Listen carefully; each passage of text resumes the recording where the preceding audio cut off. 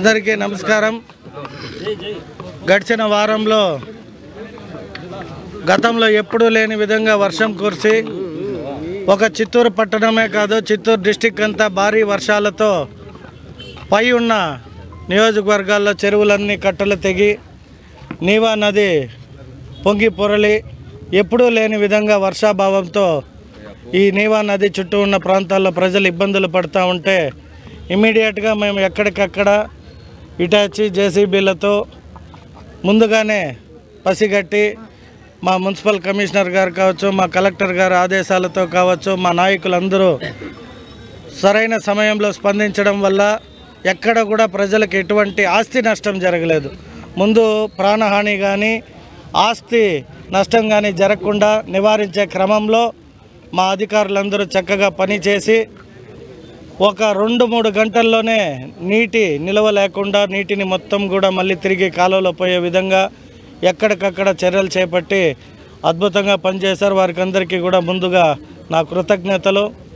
అలాగే ఈరోజు నేను కలెక్టర్ గారు మా పార్టీ నాయకులందరూ కూడా వచ్చి ఎక్కడైతే ఫ్లడ్ అయింది ఏరియాల్లో ఆ సమయంలో నేను ఇక్కడ లోకల్లో లేదు, అవుట్ ఆఫ్ కంట్రీ ఉన్నా, అందువల్ల ఇవాళ మళ్ళీ విజిట్ పెట్టుకొని నేరుగా ప్రజలను కలిసి వారికి ఏమేమి ఆపద జరిగిందో ఆ ఆపదలన్నిటినీ కూడా ప్రభుత్వం ద్వారా కానీ మేము కానీ చేయగలిగిన సహకారం వాళ్ళకి అందించడానికి నేరుగా ప్రజల్లోకి వచ్చాము. ఇప్పుడు అందులో భాగంగా ఈ బ్రిడ్జ్ చాలా పురాతనమైన బ్రిడ్జ్, 100 ఏళ్ళు పూర్తయింది. సో దీన్ని కూడా డెమాలిష్ చేసి కట్టే విధంగా ఆల్రెడీ మా ముఖ్యమంత్రి గారు దృష్టిలో పెట్టాము. వారు శాంక్షన్ చేయడం కూడా జరిగింది.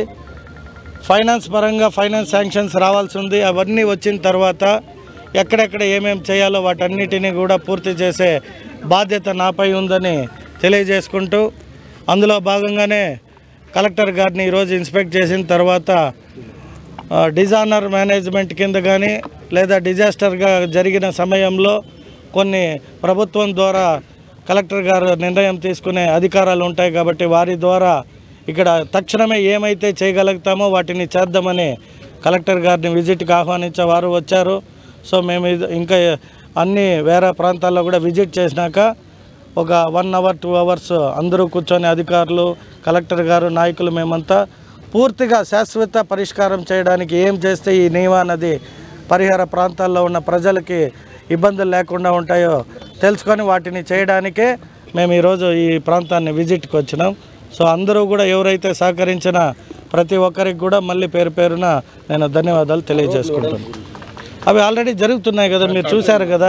ఇప్పుడు గాంధీ రోడ్డు మీరు కోర్టు డౌన్లో నుండి చూస్తే ఎప్పుడూ లేని విధంగా వెడల్పు చేయడానికి మేము పూనుకుంటే ప్రజలు కూడా స్వచ్ఛందంగా మద్దతు తెలిపారు. అందుకుగాను గాంధీ రోడ్లోని ప్రజలందరికీ, బిల్డింగ్ ఓనర్స్కి, వారికి కూడా కృతజ్ఞతలు తెలియజేసుకుంటాం.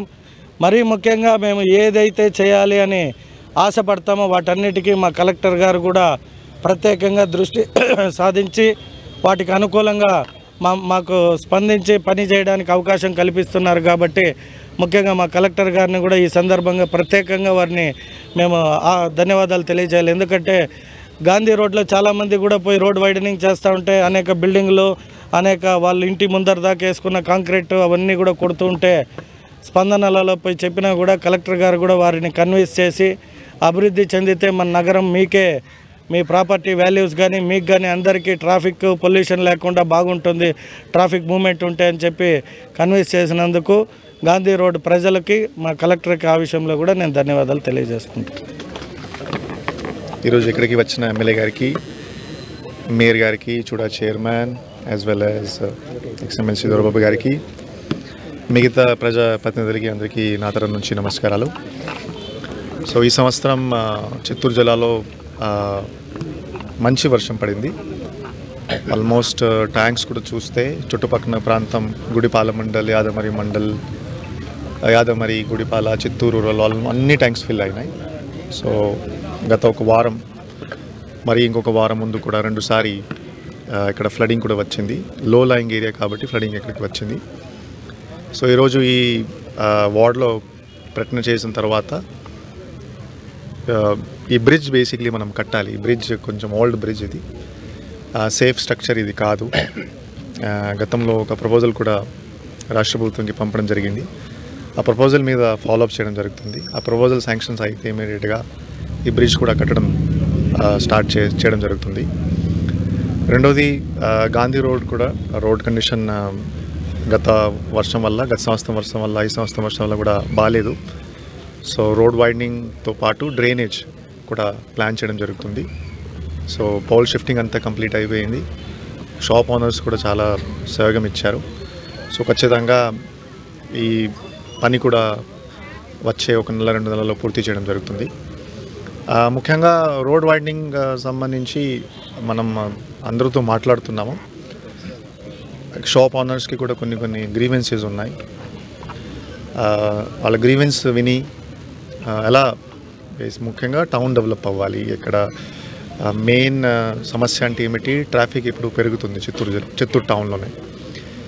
ఎక్కడెక్కడ రోడ్ వైడనింగ్ ఉంది అక్కడ ట్రాఫిక్ ఆగట్లేదు, కానీ ఎక్కడెక్కడ చిన్న చిన్న రోడ్స్ ఉన్నాయి.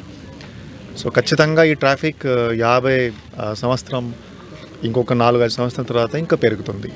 సో మనమందరికీ రిక్వెస్ట్ ఏం చేస్తున్నాము, టౌన్ అభివృద్ధిలో